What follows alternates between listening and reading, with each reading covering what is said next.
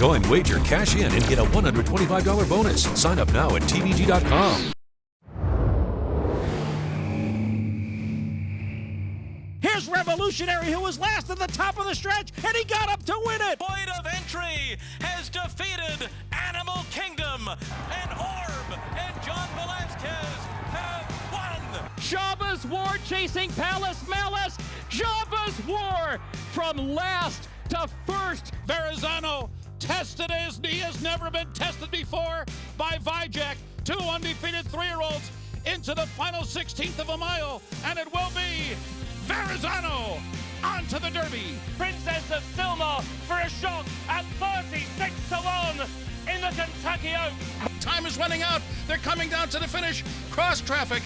And Sahara Sky, it is too close to call. Oh, what a thriller. Kaleidoscopio stretching those 10-year-old legs as they come down to the line.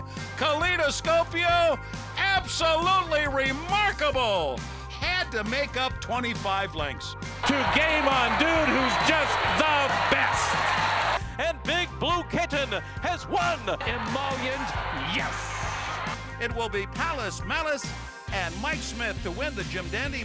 Golden Sands points off the bench, gonna hit it together. Points off the bench in a thriller. And Verrazano and John Velasquez have blown away their competition. It looks like Till's Flirtatious could go around again. She's absolutely annihilated them.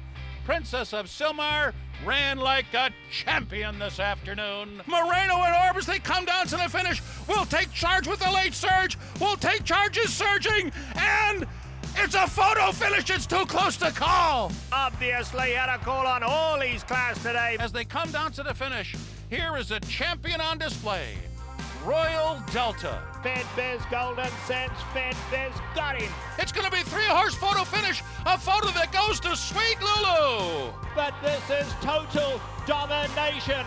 We are looking at a walkover. Game On Dude, Martin Garcia and Bob Baffert romp in the Pacific Classic. Nip and tuck, here's the finish. Alpha wins the Woodward. She's a Tigers running a scintillating one today. And Strong Mandate is geared down for the last 16th of a mile. Oh, this is a very promising 2-year-old. So the stage is set at the top of the stretch here at Beaumont Park. Royal Delta down inside, narrowly on the outside, Princess of Silmar. There's absolutely nothing between them with 1 furlong to go, and it is Princess of Silmar. Princess of Silmar is in front. Royal Delta will be defeated, and it is Princess of Silmar. It took a champion to defeat a champion, and here is Ron the Greek, who's bursting away from the field. My Conquistador, unbelievable run. Just incredible. She was in all kinds of traffic with a 1/4 mile to go, and she's going to be your winner in the Darley Alcibiades. This is some kind of filly, folks. Silver Max taking it right to Wise Dan. Silver Max is a stubborn foe today. Emollient from the back of the pack. She was away slowly. Final furlong of the Judd Muck Spinster. Slow start, no problem. Game On Dude from Will Take Charge. These two heroes down to the line. Will take charge and Game On Dude in a thrilling climax to the Clark Handicap. 3 of them come to the wire. Silentio puts his head in front. Summer Front goes with him. Silentio, Summer Front, and Silentio. Boy, oh boy, is this close. And here comes Flat Out, who's full out and on by to take the lead as they come to the wire. Egg Drop is battling back. Egg Drop, discreet mark, those two. I think Egg Drop came back and beat the horse that put her away. And Streaming is going to win the Hollywood Starlet. Here's a superstar. Shared Belief at the 16th pole is 7 lengths in front of Candy Boy. The road to the Kentucky Derby might be through the jungle. Shared Belief, yes. As we continue our look back, the year in review for 2013, I have a panel of experts to my left that I've had the pleasure of working with all year long that will give you their best of 2013. Matt Carruthers, Caleb Keller, and Simon Bray. And when you think of the year that has just gone by, Matt, what sticks out in your mind? Well, I'm kind of proud because I'm an old guy now at 44. I thought it was the year of the old guy. Really, don't you think? I mean, Gary Stevens hadn't ridden in 8 years, comes back at 50. Mike Smith winning the races that he did at the age of 47. Wayne Lucas winning the Preakness at 77. Cott Campbell, Dogwood Stable, Belmont, 85. It was the year of the old guy, right? Old guy's right? taking Come over. on, Simon. Says the young guy. It was. You got to give some love for the pioneers of the game, and they were just doing it from all over the place. Gary Stevens, I think, for the most part, I think towards the end of the year, Matty really stole the show with his brilliant ride there in the Breeders' Cup Classic. And, you know, I mean, for the horse racing fans out there, what were your expectations of Gary Stevens on the comeback and how good he would be? Because towards the end of the year, he really claimed that top spot once again. When did he come back? January 6th? January 6th. He came back? Yeah, the comeback started January the 6th. He rode his first stakes win off his retirement almost a month later, February the 9th, with Slim Shady and the San Marcos, and it continued through the end of the year, as Caleb was talking about. But, I mean, the Breeders' Cup for me was his pièce de resistance, if you will, winning the first Breeders' Cup distaff and the Breeders' Cup Classic with Mucho Macho Man. I mean, a ride, just absolute talent. And, of course, he put into the fact that he went to Europe. He rode in the Jockeys Challenge there. He was in the World Super Jockeys Challenge in Japan as well. This is a guy that went down a horrific spill back in 2005. Never thought he would ride again. And the comeback that he has put on a clinic this year, absolute masterful performance from all the way through the year, from start to finish. And, you know, you bring up Gary Stevens. You're talking about old guys. For me, it was a year of the jockeys. It really was a year of the riders.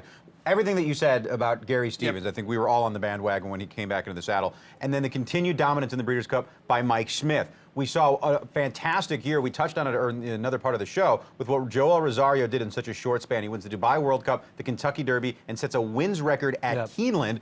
He's kind of lost in the shuffle with the resurgence of the Gary Stevens train. And then beyond all of this, none of the people we just mentioned are leading the country in earnings or about to setting earnings record like Javier Castellano right now. I think the jockeys this year have really stood out, and we're talking about 4 Hall of Famers right there. Yeah, but we should also talk about the equine athletes a little bit. And, you know, Wisedan's the horse that you need to talk about, a horse that, you know, 6 for 7 this year, does it again in the Breeders' Cup Turf Mile. A horse that won at 5 different locations this year. And I thought his win at Woodbine, in the Woodbine Mile, in which he went 131 and 75 100ths, 2 ticks off the world record for the mile. Didn't have the cleanest trips in the world, didn't have a very clean trip, broke poorly in the Breeders' Cup Mile. I mean, he's really, looking back, one of the great milers we've ever seen.